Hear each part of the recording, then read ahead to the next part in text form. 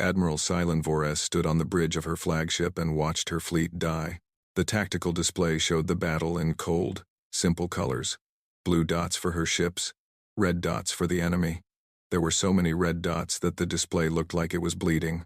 Every few seconds, another blue dot would flicker and disappear. Another ship. Another 1,000 crew members. Gone. We have lost the destroyer group on our left side, her tactical officer reported. His voice was steady, but Vores could see the fear in his 4 eyes. The cruiser line is falling back. They cannot hold.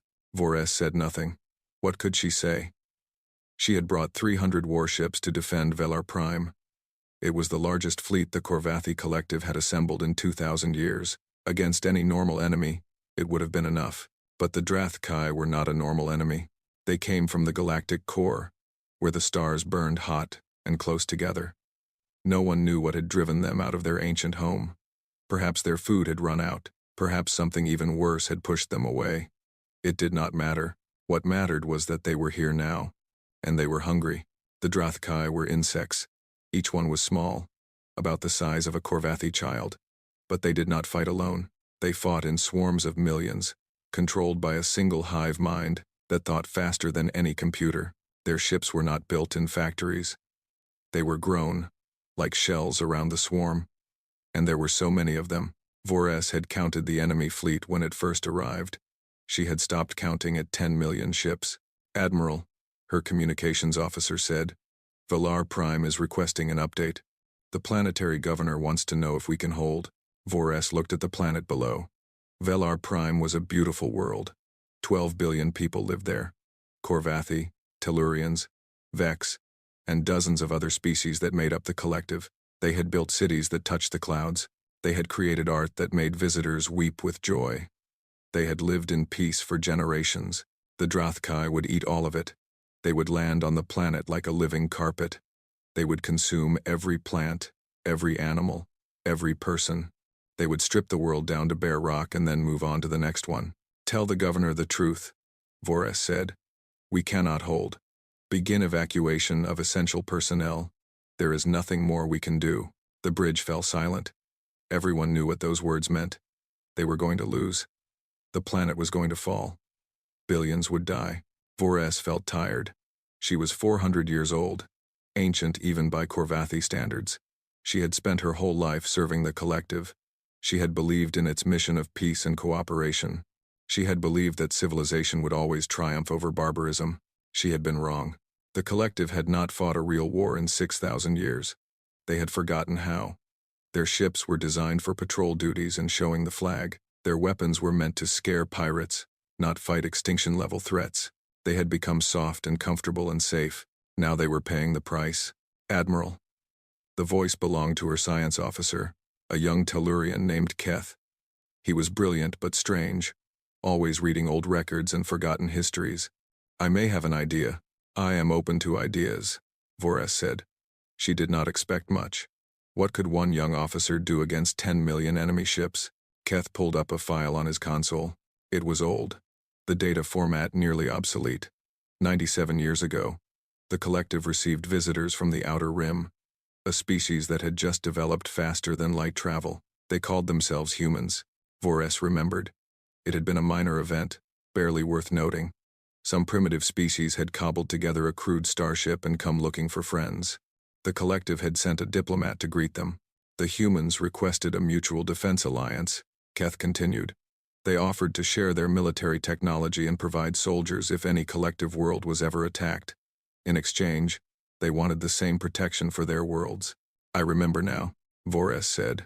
We refused them. Their technology was too primitive. Their culture was too violent. The council said they were not ready for membership in civilized society. Yes, Keth said. But they left us their communication frequencies. They said if we ever changed our minds, or if we ever needed help, we should call them. Vores almost laughed. You want me to call the primitives? The species that powers their ships with controlled explosions? The species that seals itself in metal cans to survive in space? What could they possibly do against this? Keth hesitated. I have been studying their history, Admiral. What little we have of it. Humans are different. Their planet is what xenobiologists call a death world. High gravity, extreme temperatures, filled with predators and poisons and disasters. By all logic, intelligent life should never have evolved there. But it did. So they are survivors, Voras said. That does not make them warriors. With respect, Admiral, it makes them exactly that. Keth pulled up more data. Humans have been fighting since before they had fire. They fight each other. They fight their environment. They fight everything. Their entire history is one long war, interrupted by brief periods of peace. Voras shook her head. Even if what you say is true, they have perhaps a few hundred ships. We have 300, and we are losing. What difference could they make? I do not know, Keth admitted. But I know that we are going to die here. Everyone on that planet is going to die. And I would rather die having tried everything than die knowing I gave up. Another explosion rocked the ship. More red dots swarmed across the display. The defensive line was collapsing. Voras thought about her life. She thought about the oath she had sworn when she became an admiral. She had promised to protect the citizens of the collective. She had promised to exhaust every option before accepting defeat. She had not tried everything yet. Send the message, she said. Use the frequencies the humans gave us. Tell them what is happening. Tell them we need help. Keth's hands moved across his console. What should I say exactly? Voras watched her fleet die. She thought about the 12 billion people on the planet below. She thought about all the worlds the Drothkai would consume after this one. Tell them the truth, she said. Tell them we are the species that called them primitive and refused their friendship. Tell them we are being destroyed by an enemy we cannot defeat. Tell them we have nowhere else to turn. She paused. And tell them, we are sorry. The message went out into the dark. It traveled at speeds that broke the laws of normal physics, jumping through subspace toward the distant arm of the galaxy where humanity made its home. Voras did not expect an answer. Why would the humans help them? The collective had treated them like children, had laughed at their crude technology and violent history. The humans had every reason to let the collective burn, but she had to try. She had to believe that somewhere in the universe, there was still kindness, that someone would hear their cry and choose to help, even though they had no reason to. The battle raged on. More ships died. The Drothkai drew closer to the planet, and somewhere in the vast emptiness between the stars, a message traveled toward Earth. Help us, it said. Please. We have no one else. The humans heard it. 3 days passed. 3 days of fire and death and despair. Admiral Voras had stopped counting how many ships she had lost. The number was too painful. Her fleet of 300 had become a fleet of 80, then 50, then less. The Drothkai did not stop. They did not sleep. They did not negotiate. They simply consumed. Ship after ship fell to their endless swarms. Crew after crew died screaming as the insects tore through their hulls and ate everything inside. Velar Prime burned below. The evacuation had saved perhaps 1 million people. 12 billion remained, hiding in bunkers and basements, waiting for the end. The Drothkai landing ships were already descending through the atmosphere. Soon the ground war would begin. It would not last long. Voras stood on her damaged bridge and prepared to die. She had done everything she could. She had fought with everything she had. It was not enough. It was never going to be enough. Admiral, Keth said quietly. He had stayed at his post through the whole battle, even when the bridge had lost pressure and they had to wear emergency masks. The humans never answered our message.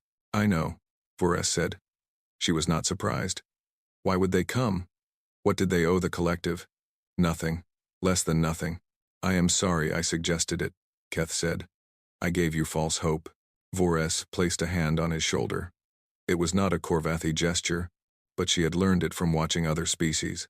It seemed to bring comfort. You gave me hope. That is never false. That is never wrong. The tactical display flickered.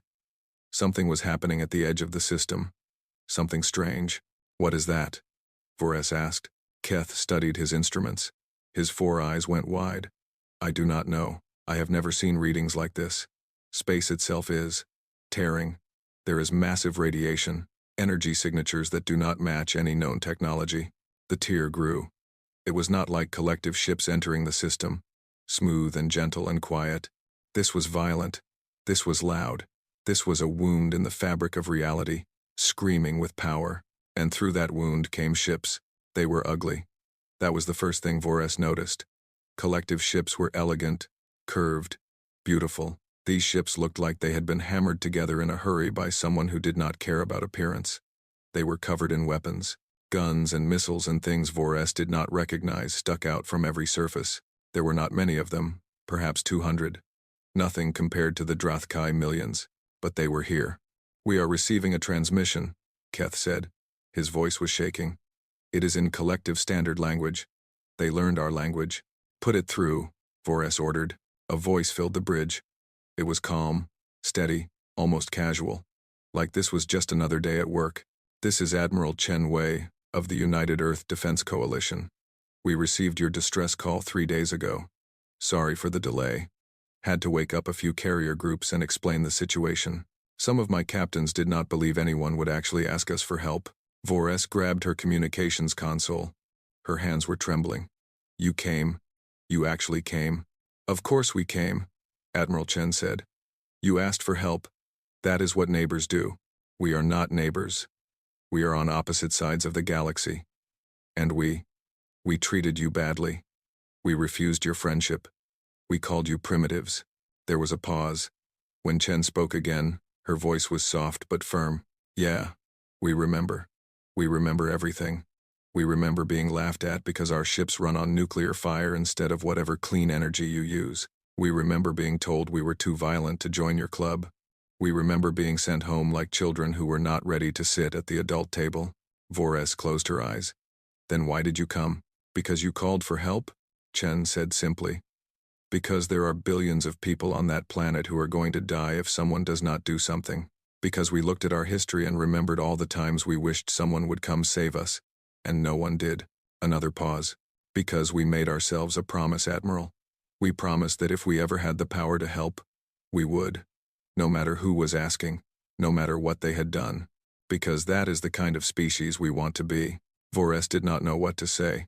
She had expected humans to demand payment, to require treaties and concessions and apologies. That was how the galaxy worked. Nothing was free. Everything had a price. But the humans were not asking for anything. They had traveled across the galaxy, spent resources, risked lives, for nothing. For strangers who had rejected them. "Your fleet is small," Vores finally said. "The enemy numbers in the millions. I do not see how you can help." She could almost hear Chen smile through the communication link. "Admiral, I understand your concern. You are looking at our ships and counting our numbers and doing the math. The math says we should lose." "Yes," Vores agreed. "The math says exactly that. Here is the thing about humans," Chen said. "We have never been very good at math."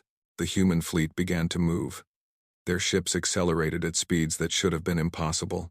The acceleration alone should have killed everyone aboard. No living thing could survive those forces, but the humans did.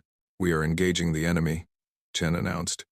"Admiral Vores, I suggest you pull your remaining ships back to the planet and focus on ground defense. We will handle the swarm." "That is suicide," Vores said. "You are 200 against 10 million. 10 million against 200, Chen corrected.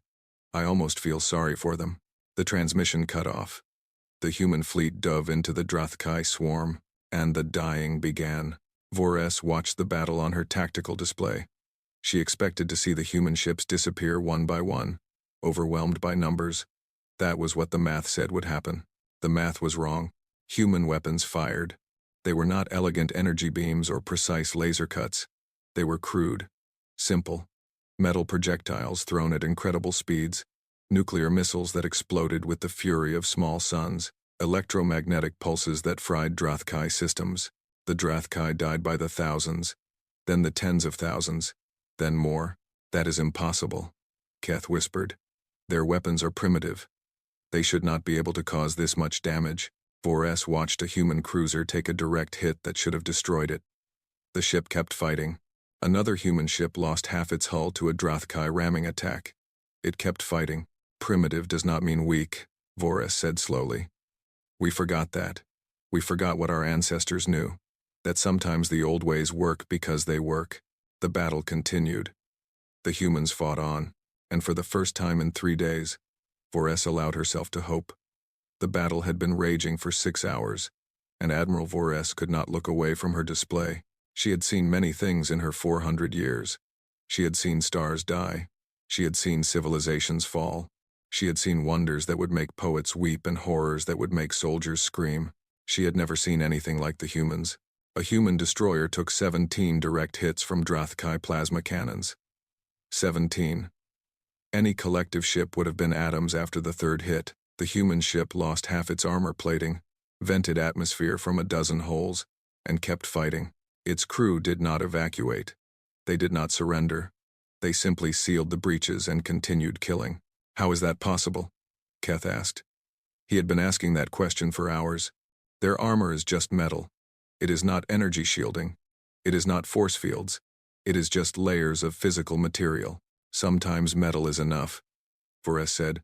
But the crew, the acceleration forces alone should have killed them. No species can survive that kind of pressure.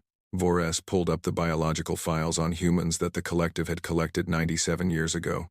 She read them with new eyes. Humans came from a planet called Earth. It was a world of extremes, mountains that touched the sky, oceans that covered most of the surface, temperatures that ranged from boiling hot to freezing cold, gravity that would crush most species, and everything on the planet tried to kill everything else. Plants that were poison, animals that were predators, insects that spread disease, weather that destroyed cities, earthquakes and volcanoes and floods and fires. Earth was not a cradle for life. It was a battlefield where life fought to survive. Humans had won that battlefield. They are adapted to damage, Vores realized. Their bodies expect to be hurt. They have internal systems to repair wounds. Their bones break and then grow back stronger. Their skin scars over cuts to protect them from future injury. That is barbaric, Keth said. That is survival, Vores corrected. On the display, something new was happening. A human cruiser had taken too much damage. Its engines were failing. It was drifting, helpless, as Drathkai ships swarmed around it. Then the airlock opened. Figures poured out into the vacuum of space. They were wearing armor, thick and heavy, with small thrusters attached to their backs. They carried weapons that Vores did not recognize. What are they doing? Keth asked. They are boarding the enemy, Vores whispered. It should have been impossible. No species could survive in the vacuum of space. No species could cross the void between ships and fight in the endless cold. The idea was madness. The humans did it anyway.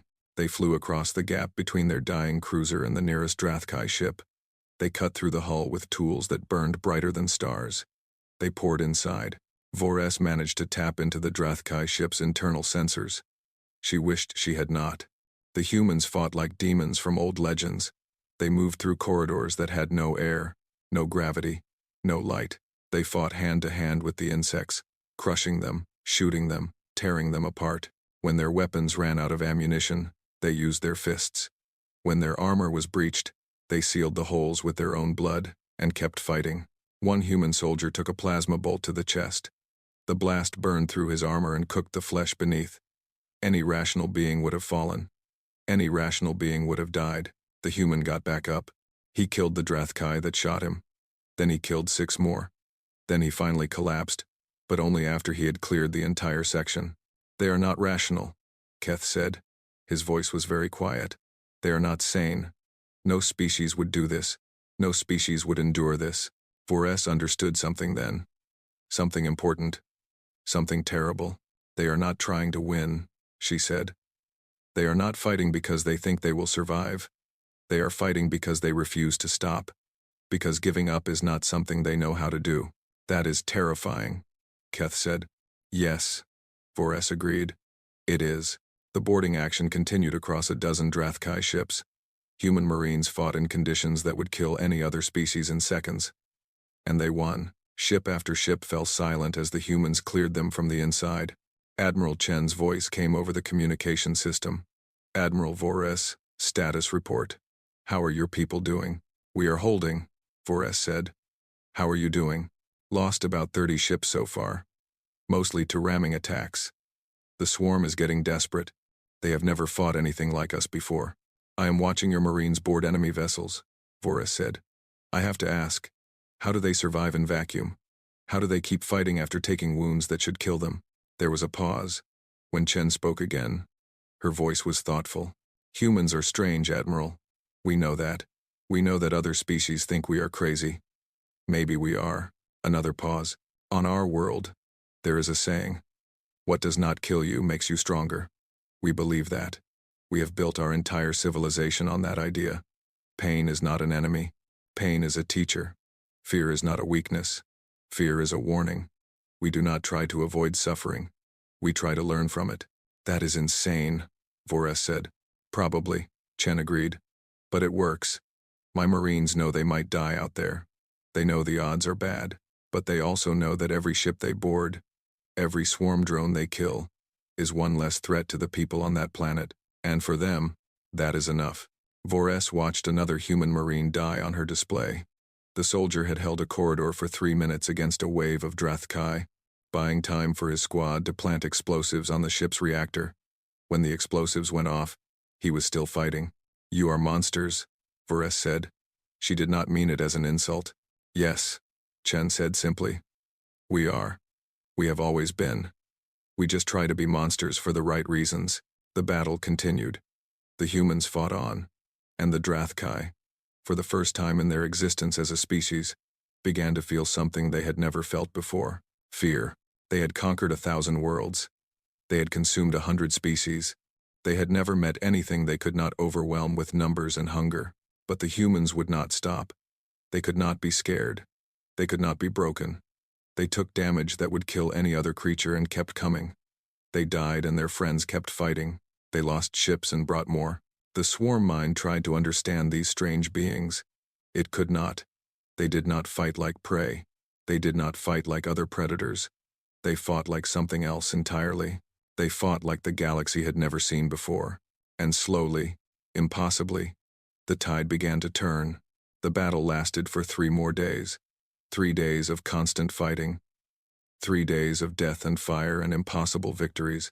Admiral Vores slept for perhaps 4 hours during that entire time. She could not rest. She was watching history happen. She was watching everything she knew about the galaxy change. The humans should have lost. Every calculation said so. Every model predicted their destruction. 200 ships against 10 million. The math was simple and brutal. But humans, as Admiral Chen had said, were not very good at math. By the end of the second day, the human fleet had destroyed over 1 million Drathkai ships. They had lost 60 vessels of their own. That was a kill ratio of over 16,000 to 1. It should have been impossible, but the humans did not know it was impossible, so they did it anyway. Vores spent her few hours of rest studying everything the collective had on humanity. The files were thin. The collective had dismissed humans as primitives and had not bothered to learn much about them. Now Vores wished they had paid more attention. Humans were warm-blooded persistence predators. On their world, they had hunted by chasing their prey until it collapsed from exhaustion. They could run for days without stopping. They could survive injuries that would kill most species. They could adapt to almost any environment, and they bonded with predators. Vores had read that part 3 times, certain there was a translation error. But no. Humans actually took dangerous carnivores from their world and made them into companions. They called these creatures pets. They let them live in their homes. They loved them. A species that could make friends with predators was a species that understood something fundamental about the universe, something the collective had forgotten. Survival was not about avoiding danger. Survival was about facing danger and refusing to break. On the 3rd day of the battle, Admiral Chen requested a private communication channel. Vores accepted. How are you holding up? Chen asked. Her face appeared on the screen. She looked tired. Her eyes had dark circles under them. There was a bandage on her forehead where something had cut her. I should be asking you that question, Vores said. You have been fighting non-stop for 3 days. Chen smiled. It was a strange expression. Humans showed their teeth when they were happy. In most species, showing teeth was a threat. In humans, it was a sign of friendship. We have shift rotations, Chen said. My crews take turns sleeping. We designed our ships to fight for extended periods. The collective designed yours for short patrols and peaceful exploration. Did you not? We have not fought a real war in 6,000 years, Vores admitted. We thought we had evolved past violence. We thought civilization meant leaving barbarism behind. We thought that too once, Chen said. About 200 years ago. We had a long period of peace. We thought wars were over. We started reducing our military. We focused on art and science and exploration. What happened? Chen's smile faded. We discovered we were not alone in the universe. And we discovered that not everyone out there was friendly. We lost 3 colony worlds before we remembered how to fight. I am sorry, Vores said.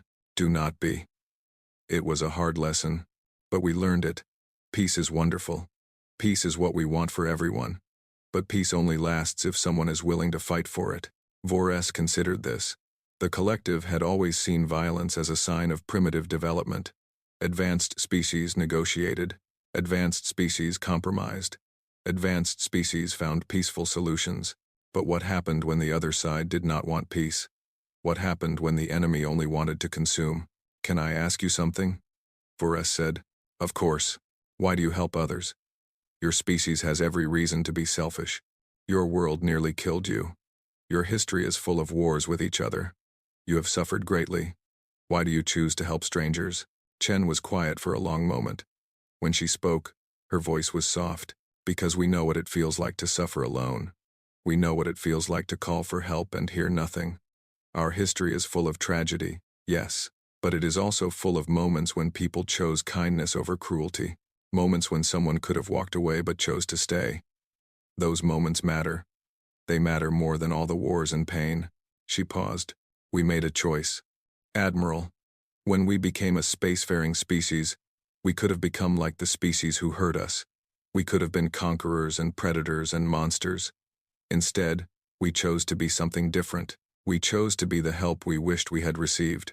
Vores felt something shift inside her. Something she had believed for 400 years cracked and broke. The collective thought violence made you primitive, she said. We thought your willingness to fight meant you were less evolved than us. And now? Now I think we had it backwards. You fight because you care. You kill because you want to protect.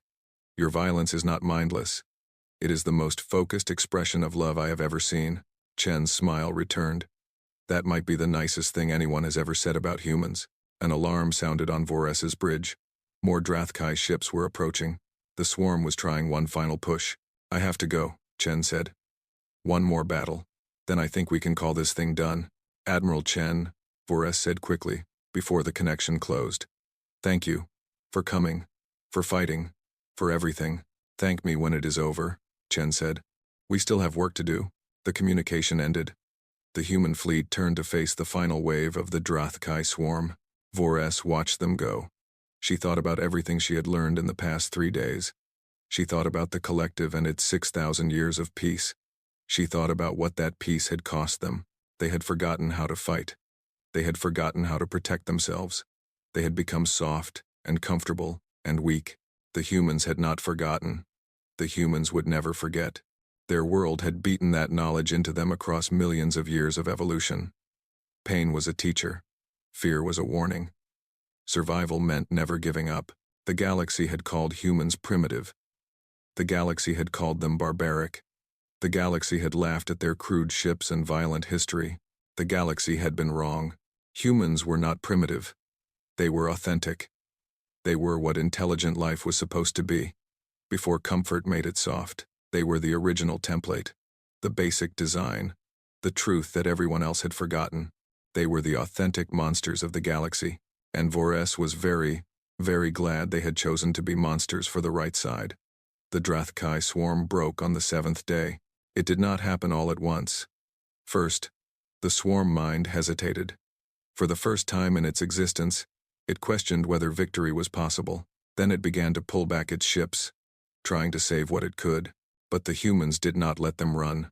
Admiral Chen's fleet chased the retreating swarm across 3 star systems. Every time the Drathkai tried to regroup, the humans were there. Every time they tried to rest, the humans attacked. Every time they thought they were safe, human ships appeared from nowhere. The swarm mind experienced something new, something it had never felt before, something it had caused in 1,000 other species but had never understood: despair. The final battle happened in an empty system far from Villar Prime.